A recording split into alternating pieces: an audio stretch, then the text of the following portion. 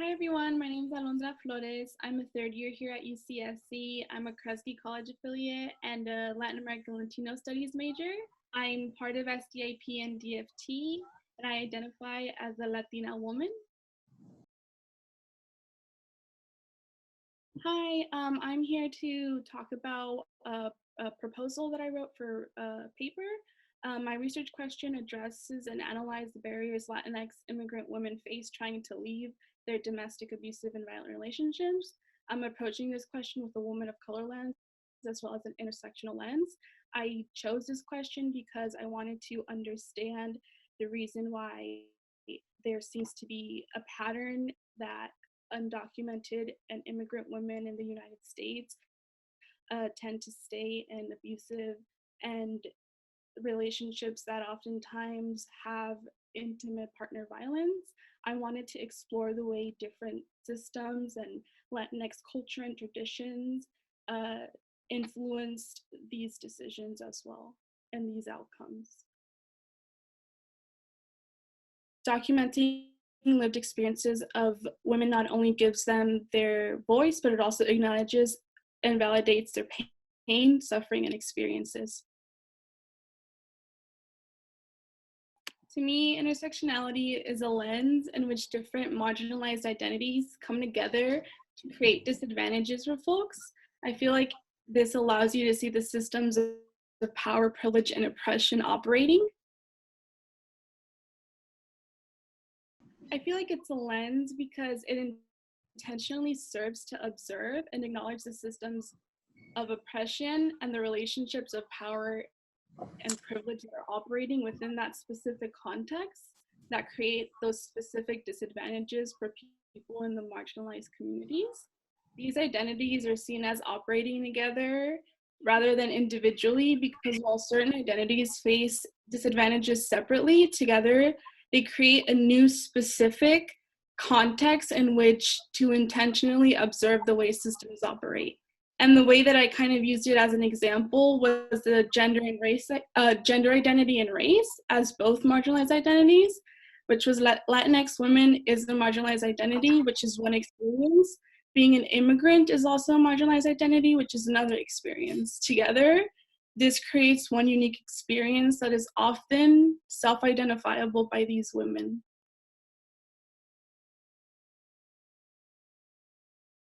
There's different cultural processes and social pressures that operate within the Latinx immigrant communities, and there's different findings that intimate partner violence is that much more prevalent because of these cultural traditions that emphasize women's responsibilities of keeping families together.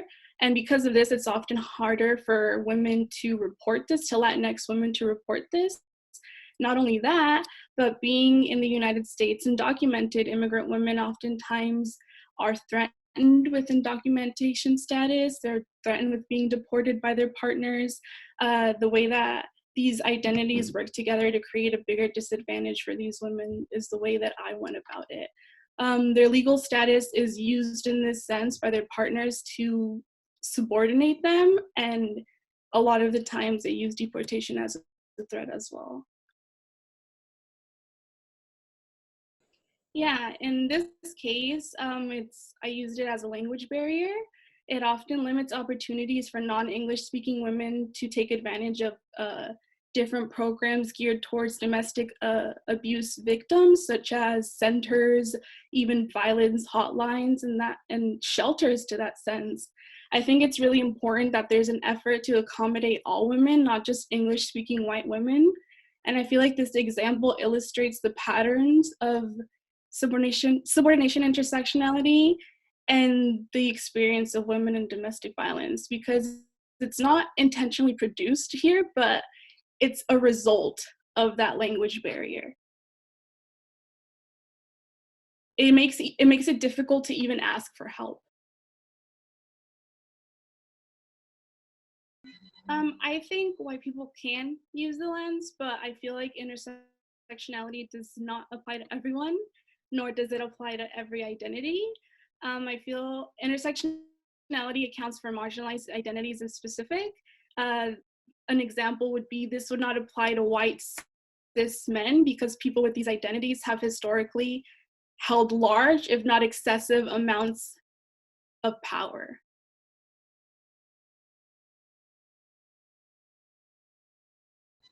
Yeah, I feel like more than anything, this lens is used to give these people back their agency and their voice. I feel like it's a way not only to make sense of the way they feel about it and to validate what they're feeling.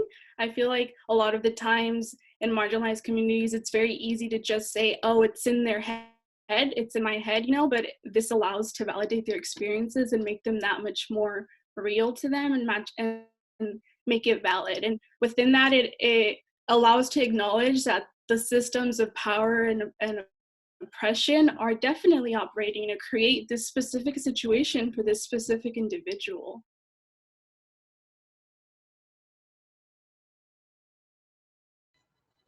No, I feel like a lot of times those identities are almost seen as like a negative part of someone's identity, of someone as a whole. But I feel like more than anything, it's to give, like I mentioned before, give back agency and to help these communities understand that their experiences are valid and that they are different, that there are privileges and that there are folks who have it not necessarily easier, but have advantages in their lives that make living in certain situations and certain contexts a lot easier.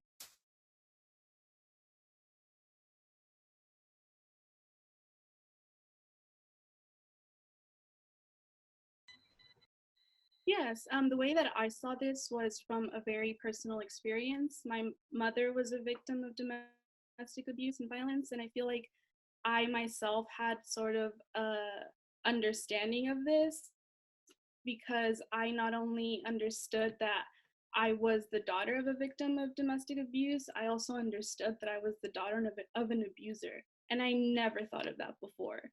And it was just very centering, I think, like just eye opening in the sense that it made my mom's experience that much more, I don't want to say real because it's always been real, but it just made it more raw, more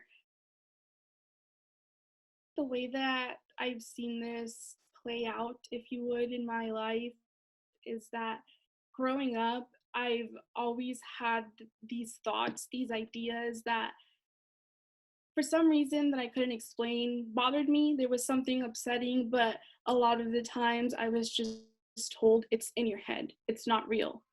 And being told that time and time again, it makes me believe it.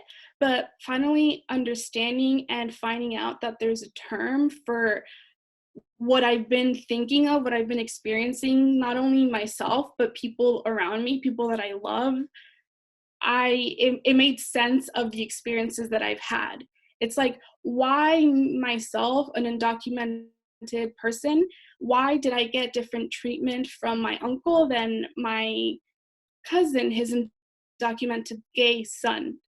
Right there, two marginalized identities and documented folk and queer folk are coming together and creating a disadvantage. And I feel like that's where I was able to somehow apply, if that makes sense, these terms into my own personal life. And it allowed me to make sense of what I've been through, of my life, of the trauma that I've gone through, of the different things that I've had to experience due to systems of power, privilege, and oppression within the United States.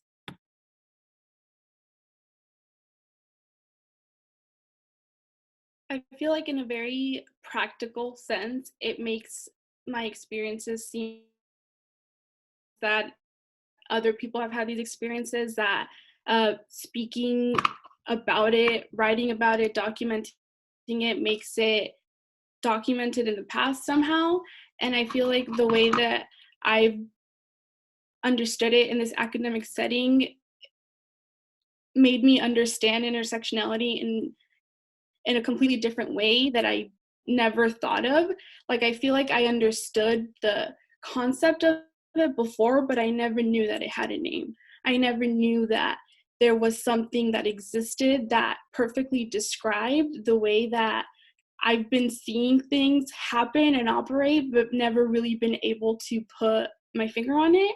I feel like if I not known, I would have never been able to acknowledge and therefore validate and make it known that these things exist. If I'm not sure if I'm coming across correctly, but I'm trying to say the way that it almost calls out these systems of power and oppression and these unequal imbalances of power and these wealth disparities, and it makes it that much more real, and it adds another person to that, to be able to tell these people that I believe you, I understand, I hear you, I respect you.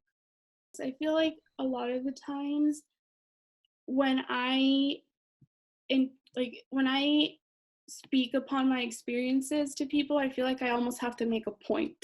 I feel like I have to prove my point. I have to give them the evidence. I have to write a persuasive essay for people to believe what I have to say. And that is ridiculous. I feel like that is so ridiculous. I feel like lived experiences are so important. Like, how are we going to tell somebody something they lived through is not valid? And I feel like intersectionality calls that out, and it allows for people to see that this is something that happens every day and that it's something that's not okay, that it's something that's proven. A lot of times, some people, what I hear a lot is that they need statistics, they need facts, they need evidence. Well, here, I've presented this evidence. Here's the research. I think it's very powerful in the sense that something that I've been looking for, that I've been searching for so long, finally I've been able to see, I've been able to find, I've been able to define and to understand and to conceptualize and to apply to my life and the relationships I have with people around me. Sometimes people think intersectionality, like we were having this conversation of hearing the term in academia versus out of academia.